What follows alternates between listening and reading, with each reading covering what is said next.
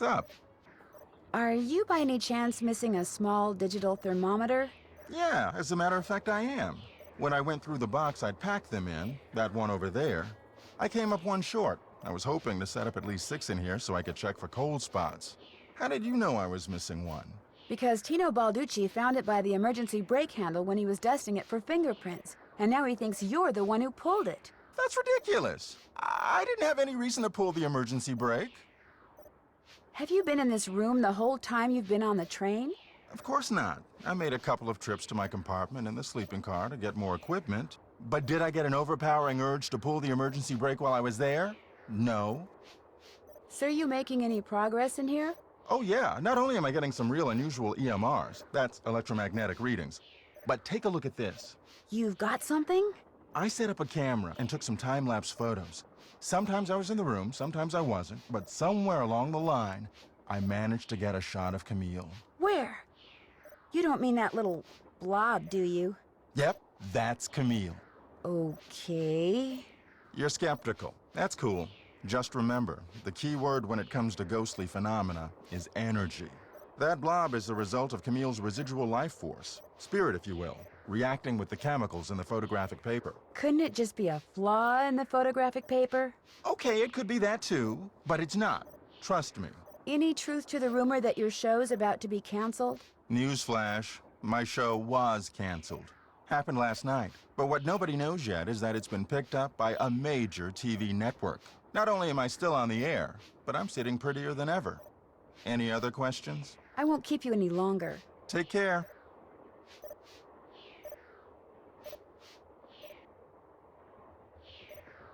Sickly Sarah caught a germ so new, it made one of her pretty green eyes turn blue.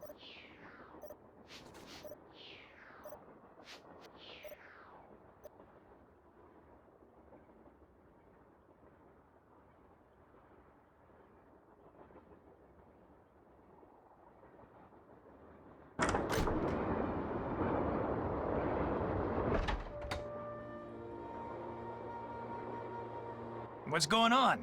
Hope I didn't take up too much of your time. Not a problem.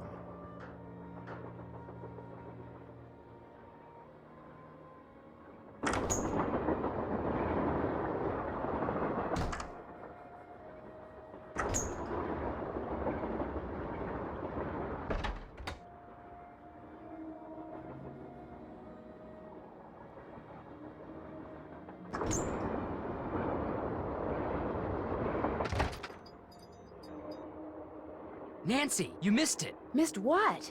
The argument of the century. Joe, he's exaggerating. Aw, come on, you heard them. They were ready to tear each other to shreds. Who? Charlena and Lori. All we heard was the tail end of it, and unfortunately, we really couldn't make out what they were saying. So you don't know what they were arguing about? No. But whatever it was, both of them were absolutely out of their minds, livid. And it would probably be a good idea to find out why. Let me look into it. I'll talk to you later, okay? You know where to find us. More questions? Would you like to see the letter that Lori gave me as a reward for finding her? The one in which Jake Hurley supposedly tells his niece how to find his lost mine? No, thank you. I happily leave it to you to try to solve the mystery of his disappearance. You can afford to look foolish, dear. I can't. Do you have a theory as to who pulled the emergency brake? Well, I know it wasn't me. I assume it wasn't you, and I highly doubt it was Lori. So that leaves those two friends of yours, Mr. Gray and Mr. Balducci. Have you run across many haunted train stories in the course of your research? A few. But most train-bound ghosts that I've come across seem to have better things to do than sit around pulling emergency brakes. Were you able to find the name of Jake's train engineer? I came across 3 references to the fact that Jake had an engineer, but I'm afraid none of them included his name. I failed. Sorry. Aren't you even going to try finding out what happened to Jake Hurley? No time.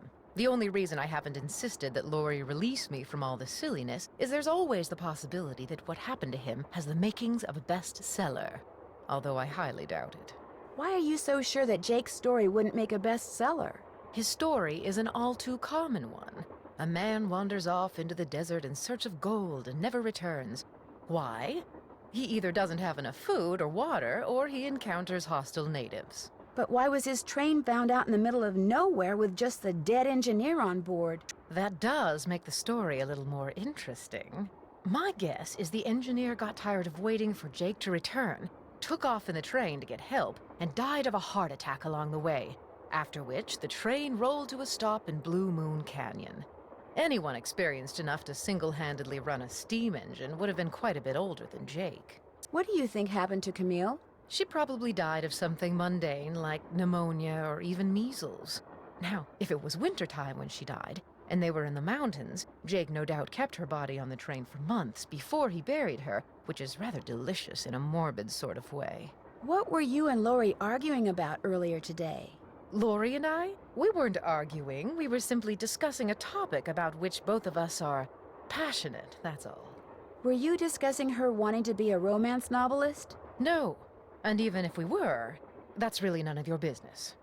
I know that sounds harsh, but really, Nancy, eavesdropping is so tacky. Actually, it was Frank and Joe Hardy who overheard you.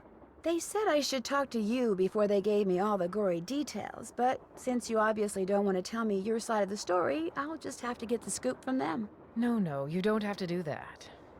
A storyline that Lori submitted to me found its way into my last book, despite the fact that she never received compensation for it. She's reading the book now, and when she got to that part, she freaked. You stole one of her ideas? She had no business sending me unsolicited material. But technically, yes. Now, legally, she can't prove anything, and I'm certainly not about to admit anything, and it's not as if she needs the money. But that's what we were arguing about. For what it's worth, I'm going to talk to this producer I know to see if he'll cast Lori in his next movie. It'll help ease my conscience, and who knows? She could wind up being a star. I mean, she is blonde. I'll let you get back to your writing. That would be nice.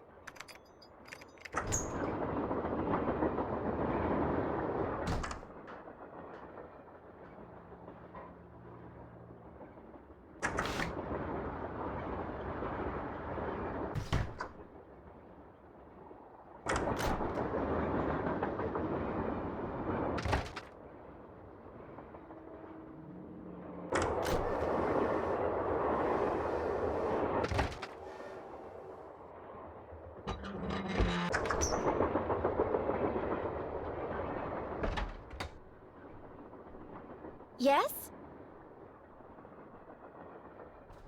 I hear that Tino and you used to be an item. How did you know that? I'm a good detective, remember? We went out a couple of times, yeah. As for why we stopped going out, you'd have to ask him. Do you have any idea who threw the emergency brake? I know exactly who did it. You do? Well, who else could it be? Camille. None of us has any reason to stop the train but Camille. She doesn't want us to find Jake's mine, so she's going to do whatever she can to keep its location a secret. She is dead, you know. Well, duh. That's why I know it's her. What's more, your friend that Jim Harley guy? Not Jim, Joe Hardy. Yeah, well, he thinks it's Camille too. He just doesn't have the guts to say so. Bye. I'll be waiting.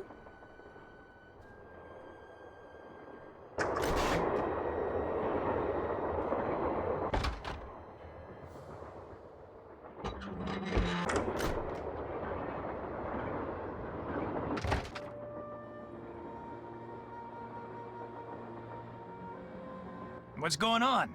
How come you told me you and Lori never went out, and she told me you did? Don't you ever stop asking questions? I'm a detective. You know how it is. I dumped her, okay? I'm not proud of what I did. I'm not happy about what I did, but it's done. It's over. Now let's drop it. If you didn't want to dump her, why did you?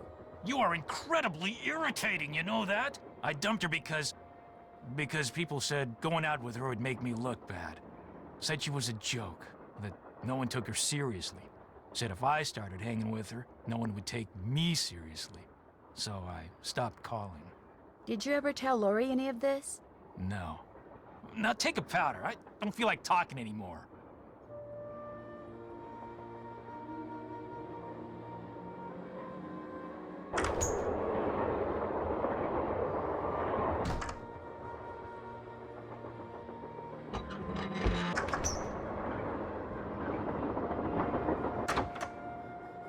Yes? We'll talk some more later. I'll be waiting.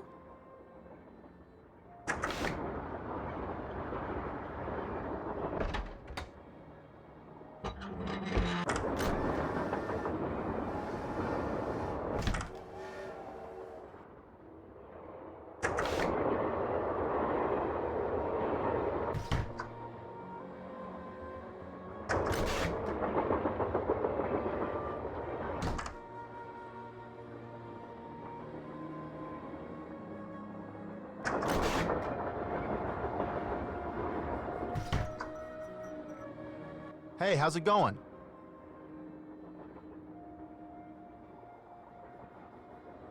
Tino found one of John Gray's thermometers by the emergency brake handle and is getting ready to throw the book at him. John Gray threw the emergency brake? Why would he do that?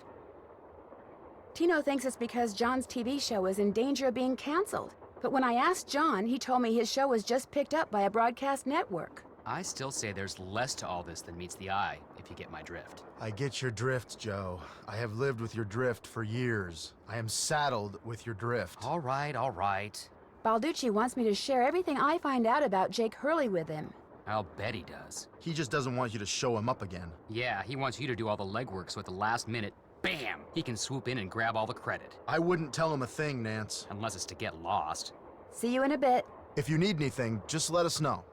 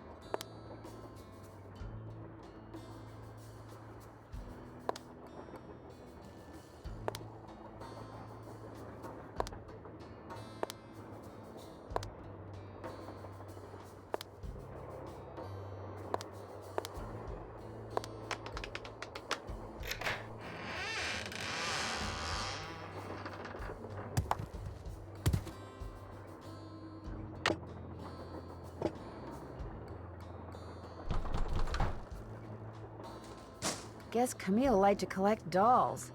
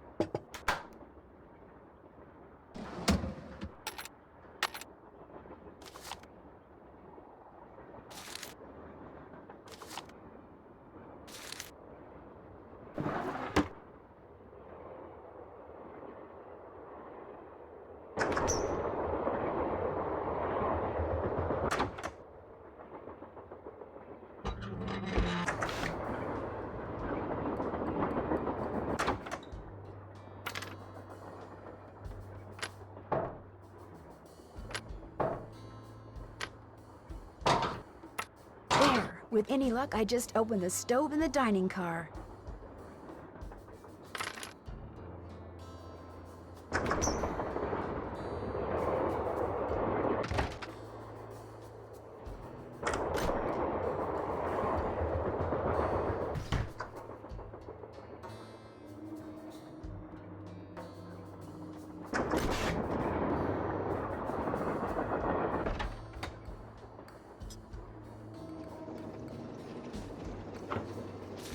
James Thurston.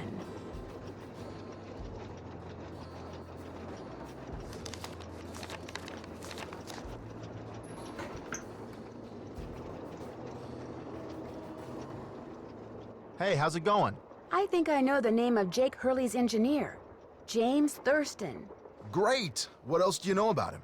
Well, nothing. Good. Good. Yeah, finding out more about him will give us something to do. We'll look into it. See you soon. Sounds good.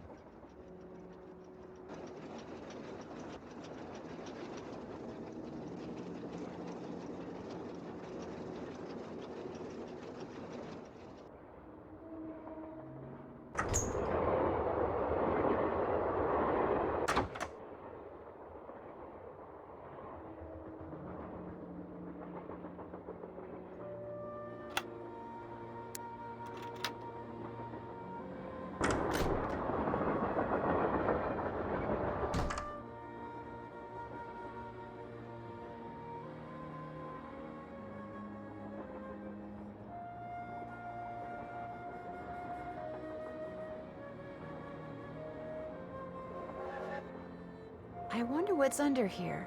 And what the deal is with those weird-looking bolts. That tool I saw in the caboose. I bet that's what you use to unscrew these bolts.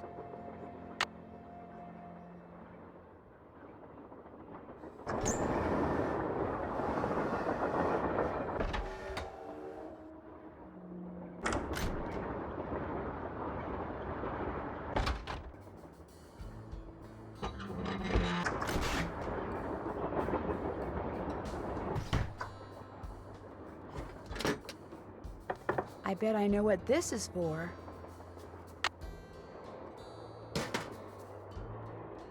Before you say anything, I just want to say thank you. For what? Tino came to see me. He said you'd made him realize what a jerk he'd been for dumping me, and then he asked me out. Isn't that great? He said he doesn't care what anybody else thinks. He thinks we make the perfect couple. Well, I can't argue with him there. So what do you want? Guess I better get to work. Keep me posted.